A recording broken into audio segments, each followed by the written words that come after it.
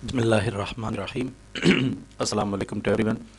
Welcome to Veterans Competitive Exams Preparatory Classes, session especially designed for Inspector and Revenue by Federal Public Service Commission. These tests are conducted and designed by Mr. Fahmuddin Chade. तो आज की हमारी topic है sales tax act chapter 2 का part 2 section 8 से section 13। ये video की है उस टेस्ट की जो सुबह मैंने अपलोड की थी।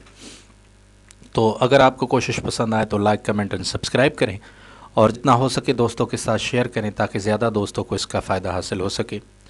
तो स्टार्ट करते हैं। पहला हमारा क्वेश्चन है कि in which of the following cases deduction is not allowed to a registered person. किस सूरत हाल में डिडक्शन अलाउड नहीं होगी?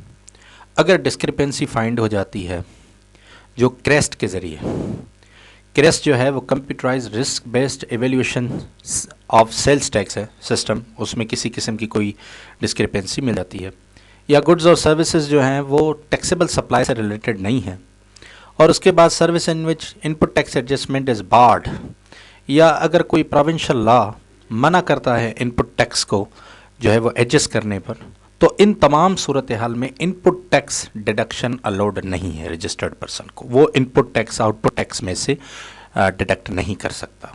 सेकंड है how much tax is collected on the purchase और इम्पोर्ट ऑफ एग्रीकल्चरल मशीनरी। आपको पता है कि इनकम टैक्स ऑर्डिनेंस के अंदर हम ये बात पढ़ के आए हैं कि जो एग्रीकल्चरल सेक्टर है वो टैक्स फ्री है, लेकिन उसकी जो मशीनरी है उसकी परचेजिंग पर एक लोअर रेट रखा गया है टैक्स का। वो टैक्स रेट 7% है। इससे कुछ फ़ायदे भी हो सकते हैं, जैसे टेक्नोलॉजी, अगर कोई मॉडर्न टेक्नोलॉजी इंट्रोड्यूस करवाई जा रही है तो उस मॉडर्न टेक्नोलॉजी को लाने में लोगों को कुछ ज़्यादा खर्च करना पड़ेगा, तो इससे ये फ़ायदा होगा कि कम टैक्स मार्जिन पे लोग मॉडर्नाइजेशन की तरफ जाएंगे। उसके बाद आगे बढ़ते हैं। हु कैन क्लेम रिफंड और deduction of sales tax. Sales tax की रिफंड या डिडक्शन, यानी इनपुट जो उसकी टैक्स है उसकी रिफंड या इनपुट टैक्स की डिडक्शन किस शख्स को अलाउड है? नो डाउट रजिस्टर्ड पर्सन जो बोर्ड से है सिर्फ उसी को अलाउड है, लेकिन जो पर्सन रजिस्टर्ड होने वाला है लेकिन हुआ नहीं है तो उसे इस किस्म की क्लेम की इजाज़त नहीं होगी। क्वेश्चन 4 है who is liable to pay tax for the suspected sales. कुछ ऐसी सेल्स हैं जिनको शो किया गया है या जिनको लेस शो किया गया है, तो अब वो सस्पेक्टेड सेल्स हैं जिनके बारे में हमें शक मौजूद है। तो ऐसे जो सेल्स की गई हैं या ऐसी जो परचेसेस की गई हैं, तो जिसने सेल की है तो दोनों जॉइंटली रिस्पॉन्सिबल हैं। वो शख्स जिसने सप्लाई किया है और वो शख्स जिसने सप्लाई ली है, वो दोनों रिस्पॉन्सिबल हैं उन सस्पेक्टेड सेल्स पर टैक्स लायबिलिटी के। क्वेश्चन 5 है विच of the following company is exempted from section 8B restrictions. Section 8B में मुख्तलिफ रिस्ट्रिक्शंस बयान की गई हैं, तो वहाँ पर एक ऐसी कंपनी भी बयान की गई है जिसको इन रिस्ट्रिक्शन से एग्जेम्पशन मिली हुई है। वो है पब्लिक लिमिटेड कंपनी जो लिस्टेड हो पाकिस्तान स्टॉक एक्सचेंज पर, यानी जो पब्लिक से IPO के तहत जो है वो अपना फाइनेंस कलेक्ट करती हो। उसके बाद क्वेश्चन 6 है द एडजस्टमेंट और refund of sales tax if any is allowed on. अगर किसी किस्म की कोई एडजस्टमेंट करनी है, कोई सेल्स टैक्स का रिफंड करना है, तो ये अलाउड एनुअली बेसिस पे होगा और फाइनेंशियल ईयर के सेकंड मंथ में होगा। यानी फाइनेंशियल ईयर जैसे जून में कंप्लीट हो जाता है और फाइनेंशियल ईयर स्टार्ट होता है जुलाई से, तो अगस्त में जो है वो उसकी एडजस्टमेंट या रिफंड हो सकती है। उसके बाद है विच of the following manufacturing industries allowed concession in refund. कौन सी कंपनी को कंसेशन अलाउड है? वो है इलेक्ट्रिक व्हीकल मैन्युफैक्चरिंग इंडस्ट्री।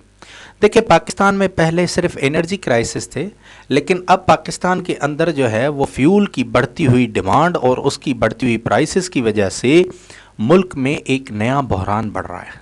तो इसको हल करने का एक तरीक़ाकार ये है कि हम जो अपनी व्हीकल्स हैं उनको अगर हम इलेक्ट्रिक व्हीकल में कन्वर्ट कर दें तो इससे डिमांड रिड्यूस हो सकती है, और जब डिमांड रिड्यूस होगी तो ऑटोमेटिकली जो रेट्स हैं वो नीचे आएंगे और फिर इन्फ्लेशन में फ़र्क पड़ेगा।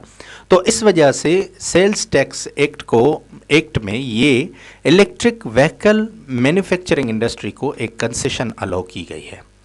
उसके बाद what is the year of chartered accountants ordinance. Chartered accountants का ऑर्डिनेंस है 1961। ये चार्टर्ड अकाउंटेंट्स पाकिस्तान में ख़ास तौर पे जो ऑडिट के वर्क है उसमें बड़ी हेल्पफुल होते हैं थर्ड पार्टी ऑडिटिंग में। Under which section of chartered accountants ordinance an auditor will be prosecuted. अगर कोई भी ऑडिटर है जो मिसकंडक्ट करते हुए पाया गया और उस पर मिसकंडक्ट प्रूव हुई है, अब उसके खिलाफ कार्रवाई की जाएगी और कार्रवाई जिस सेक्शन के तहत की जाएगी वो सेक्शन 20D है। ये ना तो सेल्स टैक्स का है या ना ही इनकम टैक्स का है, ये चार्टर्ड अकाउंटेंट ऑर्डिनेंस का एक्ट है सेक्शन 20D, जिसके मुताबिक उस ऑडिटर के खिलाफ कार्रवाई की जाएगी जो मिसकंडक्ट में प्रूवन है। If Tier 1 retailer doesn't integrate his retail outlet in prescribed manner, his input tax will be reduced up to। देखिए, हम definitions में पढ़ के आए हैं कि कुछ ऐसी ऑथोराइज्ड कंपनी होती हैं जिनसे POS यानी पॉइंट्स ऑफ सेल परचेज के जो सॉफ्टवेयर्स हैं वो परचेज करने होते हैं, जिनको ऑथोराइज FBR ने किया है और जिस पर प्रॉपर वॉच रखी जा सकती है। लेकिन अगर किसी भी Tier 1 रिटेलर ने इंटीग्रेशन उस किस्म की नहीं की जो प्रेस्क्राइब्ड है FBR की तरफ से, तो उसके जो इनपुट टैक्स है वो 60% तक रिड्यूस हो जाएगी, वरना दूसरों को इनपुट टैक्स 90% तक अलाउड होती है। उसके बाद है if in any of the conditions the return is to be modified filed by the registered person, what would be the procedure to do that.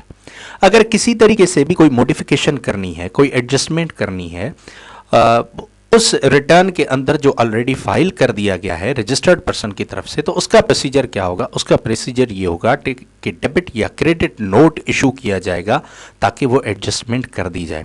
यानी यहाँ पर रिफंड के लिए भी एडजस्टमेंट हो सकती है और रिकवर के लिए भी एडजस्टमेंट हो सकती है। उसके बाद in how many days the excess return is to be refunded after submission of application. एक मरतबा अगर किसी शख्स ने यानी रजिस्टर्ड पर्सन ने एप्लीकेशन सबमिट की है कि मुझसे जो टैक्स कलेक्ट की गई है वो एक्सेस में है, जो ज़्यादा मुझसे टैक्स कलेक्ट की गई है वो मुझे रिफंड कर दी जाए, तो जो FBR है वो फेडरल बोर्ड ऑफ रेवेन्यू है, उससे नॉट लेटर देन 45 डेज यानी 1.5 महीने के अंदर वो उसको रिफंड करना होगा। ये जिम्मेदारी है फेडरल बोर्ड ऑफ रेवेन्यू पे।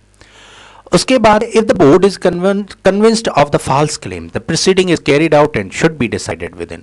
अगर किसी भी शख्स ने किसी भी किस्म का क्लेम किया है और ये कन्विंस्ड है, बोर्ड या कमिश्नर कन्विंस्ड है कि इसने ये जो क्लेम किए हैं ये फॉल्स है, ये झूठे हैं, तो अब उसके खिलाफ प्रोसीडिंग होगी, लीगल प्रोसीडिंग होगी, जिसको विद इन 60 डेज डिसाइड करना होगा, उस पर फैसला आ जाना चाहिए।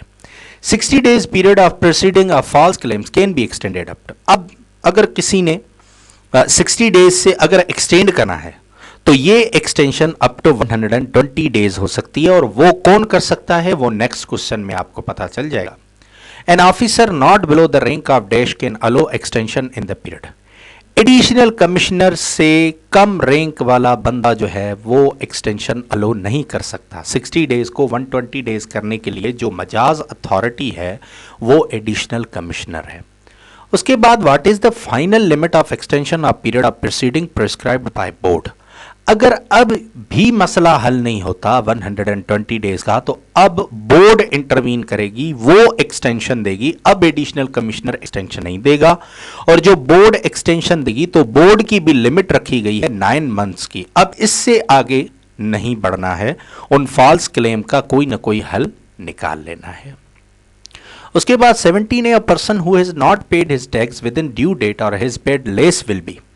अब अगर किसी शख्स ने अपनी टैक्स रिटर्न फाइल नहीं की है या जो किए हैं तो वो कम किए हैं, तो उससे क्या किया जाएगा? उसको दोनों किए जाएंगे, शोकाज नोटिस भी किए इशू किया जाएगा, और उसके बाद ऑर्डर ऑफ असेसमेंट भी उसको इशू किया जाएगा कि जितनी भी जो क्लेम है वो पे कर दे, या अगर जो जितनी लेस पे की है तो बाकी जो डिफरेंस है उसे पे करना होगा। No order of assessment shall be issued by officer inland revenue unless a notice to show cause given within। अगर किसी भी शख्स के खिलाफ कोई भी ऑर्डर जारी करना है तो ऑफिसर इनलैंड रेवेन्यू के लिए ये शर्त रखी गई है कि वो उसे जो है वो नोटिस जारी करेगा गिवन विद इन 5 years, 5 साल के अंदर अंदर, उसे आगे फिर उसने नहीं करना। How do the short paid amounts be recovered without notice. अगर बगैर नोटिस के ही अमाउंट रिकवर करनी है तो क्या क्या अकदामात, क्या क्या स्टेप्स बोर्ड ले सकती है। वो उसकी प्रेमिसेस से निकलने वाली गुड्स को स्टॉप कर सकती है, उसके बिजनेस अकाउंट्स को अटैच कर सकती है, यानी उसको कंट्रोल कर सकती है। ये दोनों चीज़ें कर सकती है अगर वो उससे अमाउंट रिकवर करनी है। क्वेश्चन 20 है, विच of the following schedule deals with the exempted goods, यानी जिन पर टैक्स कलेक्ट नहीं होगी। तो 6th शेड्यूल है जिसमें तमाम वो गुड्स बयान की गई हैं जो एग्जेम्प्टेड है टैक्स से। Which section of sales tax act 1990 deals with exemptions. तो सेक्शन 13 है जो हमें एग्जेम्पशंस के बारे में बताता है। याद रखें, खास करके रजिस्ट्रेशन, एग्जेम्पशन और जो टैक्स लेवी है, सरचार्ज है, ये वो सेक्शन है जो वेरी इंपॉर्टेंट है। उसके बाद लास्ट हमारा आज का क्वेश्चन है, who will place the notifications issued under this section in national assembly.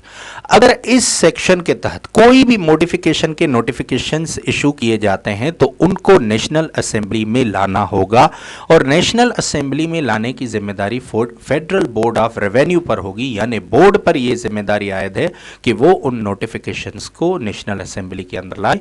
उम्मीद करता हूं कि आप लोगों के लिए यह सेशन फायदेमंद रहा होगा। जितना हो सके दोस्तों के साथ शेयर करें।